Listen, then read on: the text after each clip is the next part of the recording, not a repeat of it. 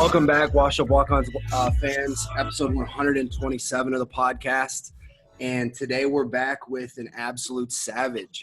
We're joined today by Pat Lugo, a guy who me and Kevin, I know for sure, have been watching wrestle for several years now, watching him tear it up in the black and gold. We've had a wrestler on a couple times already. Really enjoyed the conversation. So we're just trying to get back to that and bring some more Hawkeye sports. So, man, without further ado, Pat, welcome to the podcast and thank you for coming on. Thanks for having me, man. It's been a pleasure.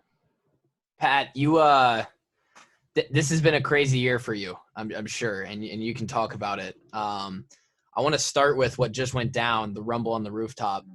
Tell us all about what you just wrestled in, what it was all about, all the details, and kind of just take us through that whole scenario. So this event was the first time they had this event. It was ran by a company named Fight TV. It was pretty smooth. Everything went good.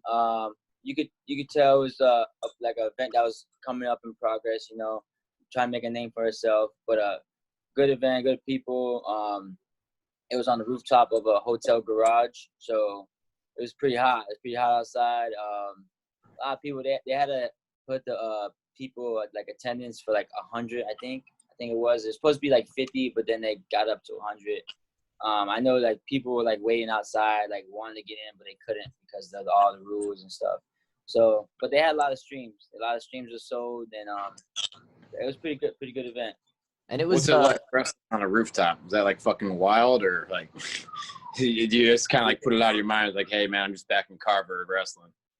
I mean, I didn't really think of it like it was a wild thing because like I did it before when I was younger. I grew up in Florida, and I wrestled outside before, so I kind of knew what to expect a little bit, but it was fun. It was different. I haven't done it in a long time, and like I said, it was a blast. You know, getting back out there, whooping the kid's ass. That's exactly what we like to hear on this podcast. That's where yeah. You wrestled a guy from Ohio State, right? Yeah, the Birdies, Ohio State. The Birdies. Mm-hmm. So I actually want to talk about it this past season. Well, let's throw it back. Actually, you mentioned you're from Florida. You didn't start out as an Iowa Hawkeye. You started out at Edinboro. I just did my research. I've been prepping for this podcast a little bit. Yeah. From Florida, you ended your high school career on like a crazy 130 or 160 match winning streak. Two-time state champion as a junior and a senior. So just, you know, the kind of record and kind of resume that we expect for a Hawkeye wrestler to have. But the black and gold wasn't your initial stop. You went to Edinboro, and I want to hear a little bit about that experience and kind of how you made your way from Florida to there and then Iowa City. Well, coming out of high school, I didn't really have like a lot of big time names. Like a lot of schools didn't really want me for whatever reason. Sure. So my best option. What was that? He said, we know all about that. Yeah. So, Edinboro was my best option, but they were good at the time. You know, they just got third night nationals. They were like really good, a lot of good wrestlers. So I was like, hell yeah, I'm going to Edinboro. And then I didn't know what to expect when I got there. I knew it was gonna be a different town from what I'm used to, like Miami, the city, this and that, all the lights and colors. But when I got to Edinboro, it was complete opposite. It was like, you know, a couple restaurants in town, a couple bars, and you know, that was pretty much it. Like population was very low. Where is Edinboro at? Pennsylvania. Small town.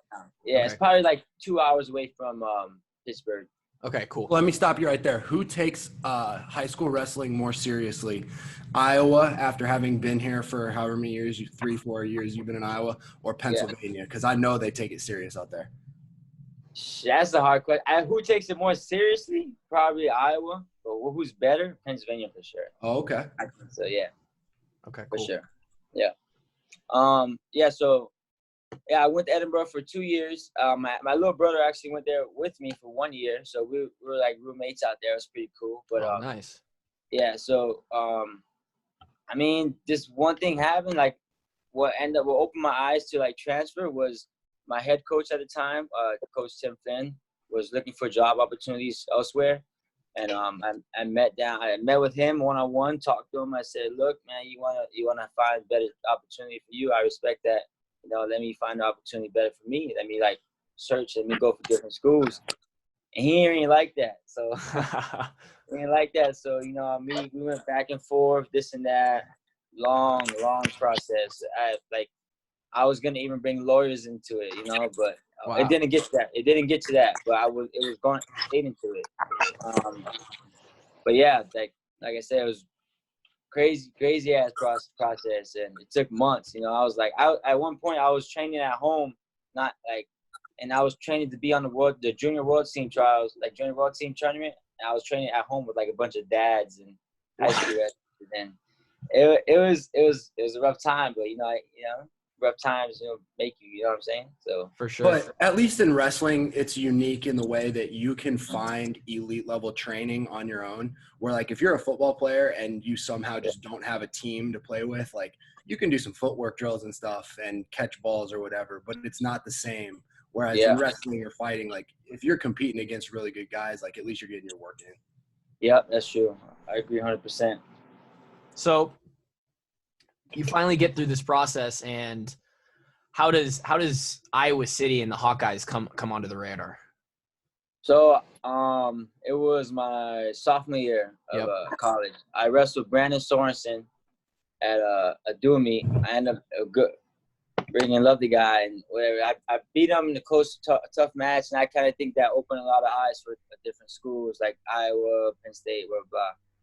And after that season is when I wanted to transfer. So they knew I could wrestle. I just didn't have a good performance at the national tournament, but they knew I could wrestle. So I reached out to them when I was able to, and Iowa was the best team and the best fit in my opinion, and I think I made the right choice. Yeah, I would say so. It's funny. It comes full circle. You wrestle Sorenson, you beat him. And then, shout out to Sorenson. Sorenson Strong. That's why I'm wearing this bandana. I knew y'all. Get mine. I don't know where my bandana's at. That's what I'm saying is we circle full back. And last week up on the rooftop, you're wearing a fucking red, white, and blue Sorenson singlet. So live. I mean, obviously such a shitty situation. But that's such a crazy story. That's how you find Iowa. You kind of get on the map by wrestling him. And then you're repping him up top on this independent wrestling kind of event. Talk about talk about your relationship with him and what wearing that singlet meant and what it was like to represent him in kind of the one-on-one fight, but then also be able to do it for him. What was that like? I mean, when I put his bandana on, when I put the singlet on, I feel like it means a lot to me because, like I said, I feel like me wrestling him was opened a lot of people's eyes, and of course I want to support him and the battle he's fighting with cancer and stuff like that. But it's just an add-on. If I had if I could say, it's just you're the reason why I'm here. I'm gonna support you to as much as I can. That's the way I think of it. So I'll wear your freaking shirt every day. I'll wear your singlet every time I can, So me and his relationship, we're not really that tight, but sure. We're if I see him, he sees me, it's all love. So it's a respect thing. That's really cool. For sure. 100%. Yeah. 100%. So you get to Iowa City and you've got 2 years under your belt at Edinboro. And this is 2017 now, and you take a redshirt year because Sorenson is still wrestling for the Hawkeyes. He's still in the black and gold.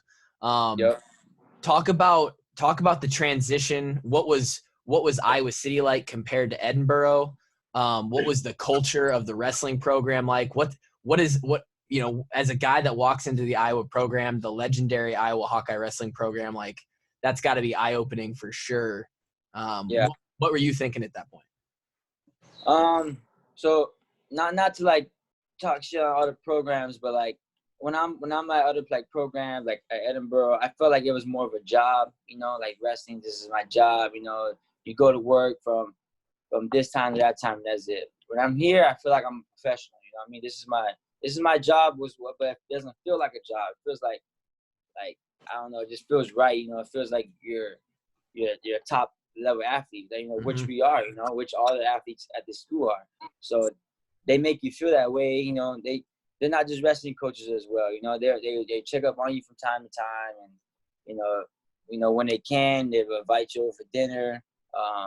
You know, just stuff like that. It's always supporting you. There's always giving you that home feeling. You know, if you're a little homesick, they'll give you that home feeling. You know, so. How much you love the Brands brothers? Oh, they're awesome, man. And Dude. It's funny as hell. Like, you would never expect how they love to joke around. Like, when the inside the wrestling room is all like wrestling, but like outside, man, they're like trying to mess with you, play games and stuff. It's funny as hell. So I remember, I think it was like the Oklahoma State match this year that they almost got into one of them almost got into a fight with one of the Oklahoma State coaches. I don't remember that. Was it this year? One of our coaches had to get like sent out of the arena, or they were trying to send him out of the arena, and like he wouldn't leave.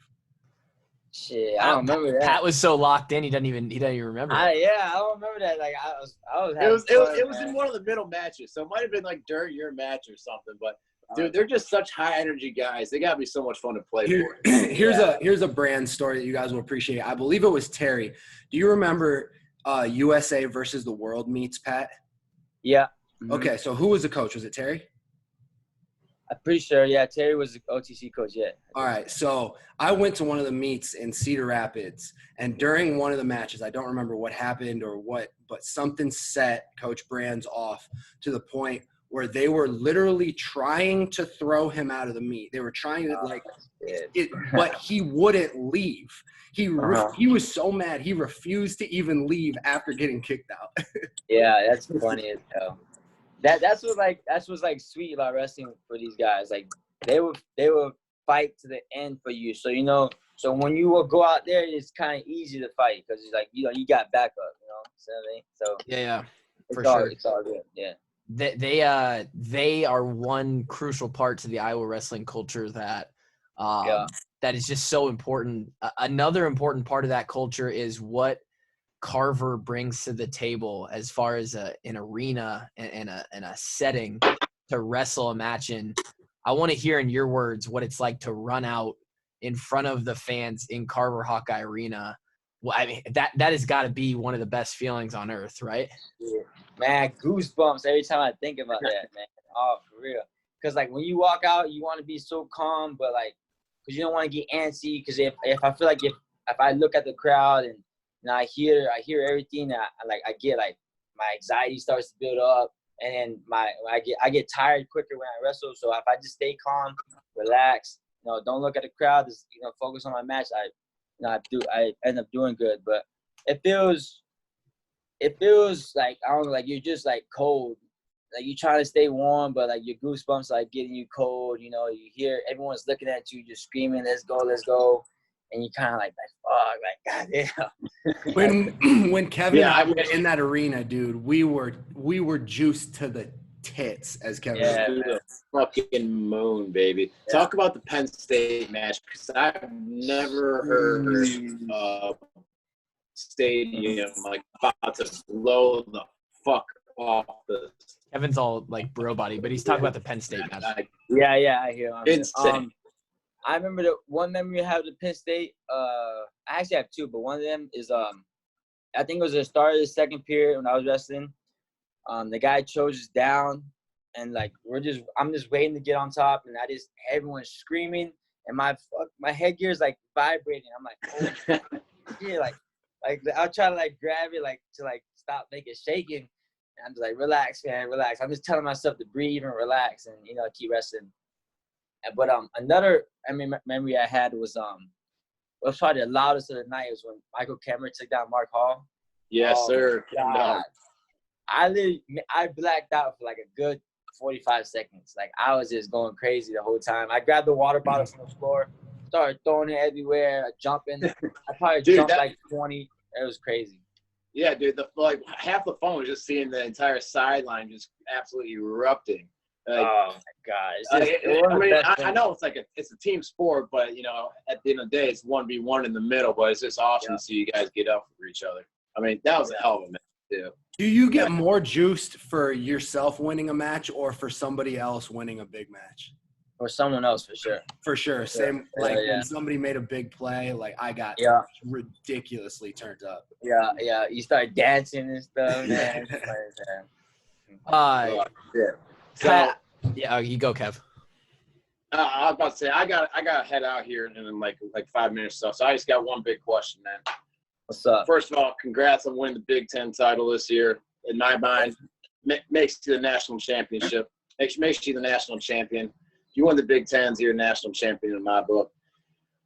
And so you guys are going into the Big Ten or the Nationals up in Minneapolis, and like you're a 1 seed. We got like 5 1 seeds going into this thing, and they can't like. What is your guys' mindset?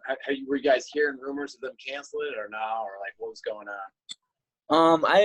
First when I heard that the NBA season got canceled, I was like, damn, like they're really gonna end up canceling our event. But I didn't want to believe it. I didn't really believe it until like a couple of days after it happened, So when they told us, like, it's the complete opposite. Like that feeling of me cheering during the Penn State meet was literally complete opposite. So like I was down, you know what I mean? So it was a hard time for a lot of us, but we got each other to bring each other up. That's why, we're still keep fighting, keep going, So shit happens. It is what it is. I mean, I felt so bad for y'all because y'all had an unbelievable season, especially you as a senior and as a 1 seed too. It's like they literally just took a national championship away from you guys. Yeah, it is basically that's how it is, But there ain't that much we can do about it. It's just move on, I guess. I know, man. I think they're gonna have a pretty good squad next year. You're the only one. You only started graduating, right? Yeah, I'm the only one out. But they should definitely be a good team next year and use like this thing for like more motivation for them to Absolutely. Who do you like taking your spot at 149? I don't know. I think we got Cup, probably Max Mirren. I think he's bumping up. Or I don't know. I'm not sure. I don't really know all the secrets yet. The secrets. I don't know who's going here, who's going there, stuff like that. One thing we do know is that they'll have it figured out come the season, and they'll be ready to rumble. Yeah, Kev, that's one thing for sure. You heading out, Kev? Yeah. So one more quick question, man. Like the transition to like from being a Hawkeye wrestler to joining the Hawkeye Wrestling Club. Like, what's it like being kind of done with Iowa, but you're always a Hawk, Yeah, for sure. I mean, it's pretty smooth transition. Hanging out with the older guys a little more, like guys that already were on the Hawkeye Wrestling Club that done the whole process. So it's pretty cool. I mean, same coaches, it's the same thing, honestly. But just you just got a little different singlet on. You can't walk out the Carver no more. But you still wrestling, still got the team on your back and stuff like that. So it's good. I feel you, man. Well, man, big fan. Huge success this year, man. Congratulations on the Big Ten title. I got to go pound a few more beers for the 4th of July weekend, but I appreciate you coming on, dude. Thank you. Appreciate it. All right, Pat, here's a question for you. Have you ever thought about fighting? Because I know that wrestlers who are at an elite level have such a huge leg up on everybody when it comes to making the transition. And it's something that I would love to do personally. So I just figure somebody who's already in that lifestyle already knows what it's like to cut weight, maintain weight, et cetera, et cetera. Yeah. I just feel like you might be somebody that would be a beast at it. I mean, I think about it now. I used to box when I was younger. So, I know how to fight. And I used to fight when I was a little kid sometimes. So, so do I think about it now? Yeah, I got a couple guys like hit me up like, hey man, come. I'm like American Top Team, like Steve Mako. Like I went out there and wrestled. I love American Top Team. Yeah. I went out there and I wrestled Dustin Poirier. Oh shit! Yeah, stop it. Yeah, I wrestled him. Yeah, he's big as fuck. Man. El Diamante, that's a bad dude right there. Right, yeah, he'll give you that. Oh, man, that's sick. Hey, man, he did. He swung on me like 2 or 3 times, like for real, because like we were like wrestling hard. Uh-huh. And then And like I guess we getting into it, and then he like, boom, boom. And I was like this. I swung back, and then man, shit. I was like, this is about to happen for real. I was like, that's hilarious. I was like, fuck it, like, I'm telling you, man, because I've seen you wrestle, and just like the way you're built, the way you wrestle people, like you're just the type of dude who would make it in MMA. Yeah, I mean, I thought about it. If I do end up going that route, I'll probably be after the next Olympics. So try to do that, and then probably go down. I don't know. I gotta see how my body feels in 4 years. You know, how my mind feels and stuff like that. So it's a long. That takes us into another question. Is the season's over, shit went down, COVID, all this BS. So talk about the regrouping period, kind of figuring out what was next for Pat Lugo. Like, what does that look like? Was it always the Olympics? Was that on the mind, or the I guess I'm not huge into wrestling, so I don't know what the worlds I guess is a wrestling event as well. Like, is that the goal? Yeah, that's definitely the goal. Worlds is every year. And Olympics is obviously every 4 years. So yeah, my goal is to win those both, and just keep winning. Like the whole process. That's what I was figuring out. I knew I was gonna end up wrestling after college. Yeah. But I didn't like when I was at Edinboro, I didn't know if I was gonna wrestle after college. Like when I got to Iowa, like that's when I figured out, I really want to do this more. It's fun. So yeah, I mean things can change. I might wake up tomorrow and find something else. So I don't really like planning out my whole life like that. I'll plan out maybe a year or two, but like sure. You know what I mean? So things can change, and you never know what can happen. Like for sure, this COVID stuff. So yeah. So before we hopped on here, I was watching the Big Ten championship match against Sammy Sasso, Ohio State. He's your only loss during this past year, and you come back. It's the 1 versus 2 seed, and like Drake was saying, kind of relating your style of wrestling to potentially translating to fighting. I watched that full match, and especially in that first period, you score early, and just the toughness in the fight that you brought to riding him out and to just not letting him breathe, I think is something that a lot of Hawkeye wrestlers, everyone's got their own style, but it's kind of the way of the Hawkeye wrestler, and something that you do is extremely well. Is that something that you've always had as a part of you? During that match, they showed your dad and mom on the screen. Your dad, bro, is jacked. Yeah.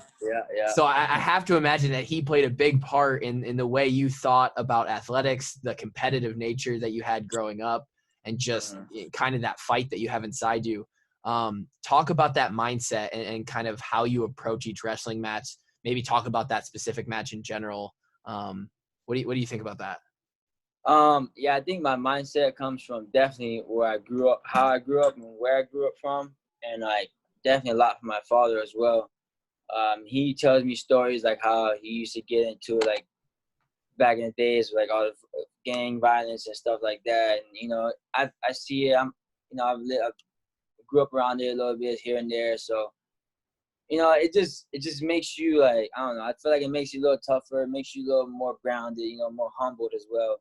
So going into that match, or like a lot of big matches I have, I kind of like revisit, those past events that I maybe had in the past that kind of like made me, kind of who I am, and I take it out on like my opponent, but like I don't want to get too angry or too mad because I'll get tired quick, so I try to relax. It's kind of like a hard balance to find. Right. So, but once you find it, you're golden, you're good. So going into that match, I kind of like, I don't know, I felt like I had a lot of hatred towards him, even though I didn't. He never disrespected me, I never disrespected him. I just put it in my head that like I do not like this guy. I do not. He's trying to literally take money away from me and my family's pockets. So like, why would I want like anyone to do that? So like if I lose, like that's gonna make my parents down. It's gonna make my mom cry. Like he wants to make my mom cry. Like hell no, you're not gonna do that. So I mean, that's kind of that's kind of like how I think. That's so gangster, dude. Yeah. That's Like, that you're one-on-one not thing going, that you guys didn't do. Go ahead, my bad. Go ahead. No, you're good. I was just saying that's just nobody's gonna make your mom cry, and then you went out there and beat his ass. Yeah. Like that's just there's no other way to put it. That's gangster. What was the feeling? What was the feeling like? You know, the whistle blows. Redemption. You beat the one guy who put a loss on your record, and you're the Big Ten champion. I mean, that's got to feel just insane, right? Yeah, it felt good. I mean, it felt like it's exactly redemption. Like revenge is one of the sweetest joys in life, you know. So, like once I got that W over him, like I'm the man. Like you go home, like you go think about what you did, like stuff like that. Like the way you talk, it makes me think that when you won that match, everything felt right in the world. Everything leveled itself out. Things were the way it was supposed to be because you knew. I saw a quote. It might not have been from that day, but somewhere from during the season and I hear this from all the Iowa guys and wrestlers in general because y'all are crazy as shit. You know that. You said, straight up, someone asked you, you were like, I'm the best in the country this year, no matter what. It doesn't matter who's on the mat. Like I'm the best in the country. And I think you knew that. And that was like the, the thing that finally pushed it over the top. It's like, okay, validation. Like I am the best.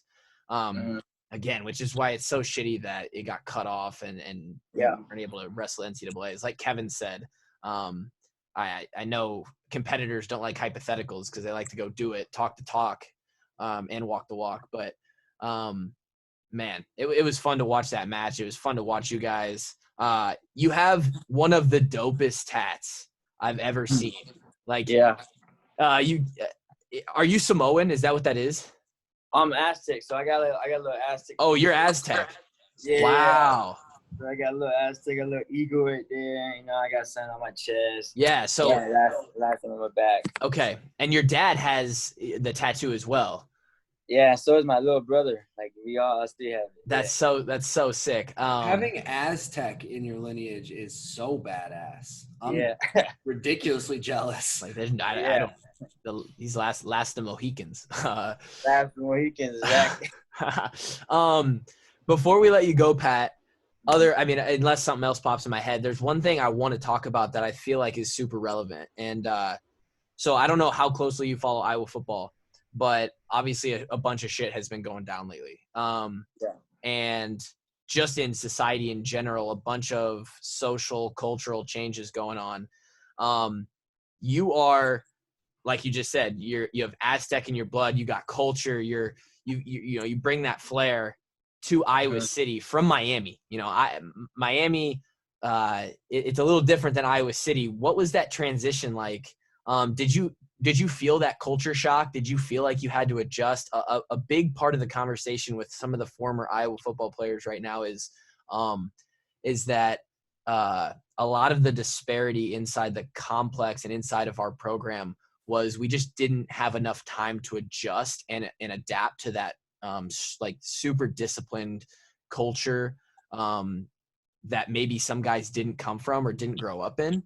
And so I'm wondering how and you didn't go right from, Miami to Iowa City, but what were the differences between Iowa City, and talk about maybe how the brands run their program as far as like how disciplined and structured it is. And if that was kind of something that you had to get used to, or that was just something you kind of came from and you adapted well into. I think I had to get used to it a little bit, but I think I adapted pretty quick. Like you said, the brands are very disciplined. The coaches here is a lot different from coach in Miami. Like you can even tell on the people, like how they drive. It's difference. Like difference how they drive. Difference in how people walk, how people dress. How people talk. It's a big difference, but is it a bad difference? No, it's a good difference. So like the reason why I'm here is to grow in wrestling and grow in as a person. And it's very hard for you to do that at like a place like Miami because there's a lot of ways to go wrong there. Like a lot of ways, you turn right, boom, you're in trouble. You turn left, boom, you're in trouble. So you gotta stay straight. But if you turn right or left in Iowa City, you're fine. So I'm not bagging on like where I'm coming from. I'm just telling you the truth. Like this, Sure. that's how it is. Like there's no wrestling in Florida. So there's no college wrestling in Florida. So I had to leave. Like if I want to keep wrestling, I had to leave. Like I said, like it's very easy to fall into drugs and violence and hanging out and girls and stuff like all that shit really doesn't matter to me. So Yeah. Like what matters is getting my damn degree, and I got that. Wrestling, like what I'm love to do. So that's what really matters, and that's why I'm here. Yeah. I love it. Drake, you got anything else for Pat?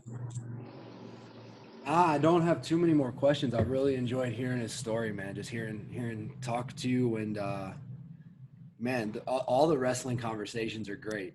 Yeah, thank you, man. Appreciate that. Yeah, bro, we're excited. We're super excited to see what happens, man, because we're obviously as fellow Hawkeye student athletes, like people who cover the sports right now. We run the podcast on it. We'll definitely follow you as long as you're still wrestling and competing. And boy, if someday you start making a run at the UFC, I will be the #1 Pat Lugo UFC fan of all time. Yeah. For real. I won't forget. We'll get another podcast going. Absolutely. We'll if Pat Lugo's out beating ass in UFC, we'll be at every event. On my life, I'll be at them fights. But we're excited to see what happens in Worlds, what happens with the Olympics. Hopefully all that pans out and this COVID shit goes away. Pat, thank you so much for joining us. It was we really appreciate when people give us the time, able to tell the story, able to shed a little light on the Sorenson strong stuff, and just kind of celebrate you, because God knows we weren't able to do it with an NCAA championship, so we're going to bring light to it any way we can. And I'm glad we were able to get you on this podcast. Thank you so much for coming on. Thanks, man. Appreciate having me. Appreciate it. That was episode 127 of the podcast. Thank you guys for listening. We will be back next week talking at you again. Peace.